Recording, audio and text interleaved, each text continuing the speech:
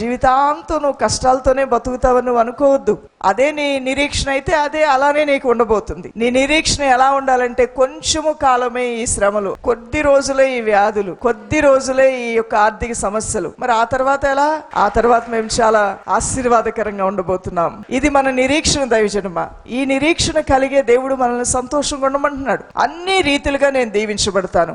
ఏ వ్యక్తిలో ఆ ఆశ, ఆ నిరీక్షణ ఉంటుందో అతడు ఎప్పుడూ కూడా సజీవంగా ఉన్నట్లుగానే ఉంటాడు. నువ్వు ఆగవు, నువ్వు సాగిపోతూనే ఉంటావు. ఏం కారులో పెట్రోల్ ఉన్నంత మాత్రాన మనం మార్గమధ్యం అంతట్లో తారు రోడ్లే వస్తాయా? గతుకుల రోడ్లు రావా? ఈ జీవిత యాత్రలో దైవజనమా నీలో ఉన్న నిరీక్షణ ఆ విధంగా నిన్ను ముందుకు తీసుకుని వెళ్తుంది. ఒడిదొడుగులు, శోధనలు, ఇబ్బందులు, ఎత్తుపల్లాలు అన్నిటినీ కూడా నువ్వు జయిస్తూ వెళ్తావు. ఎలా వెళ్తున్నావంటే కారులో డీజిల్ ఉంది కాబట్టి ముందుకు వెళ్తుంది అన్నట్లుగా ఆ వ్యక్తిలో దేవుని పట్ల నమ్మకము, నిరీక్షణ కలిగి ఉన్నాడు కాబట్టి అతని యాత్ర జైత్ర యాత్రగా ముందుకు సాగిపోతుంది యేసు నామములో.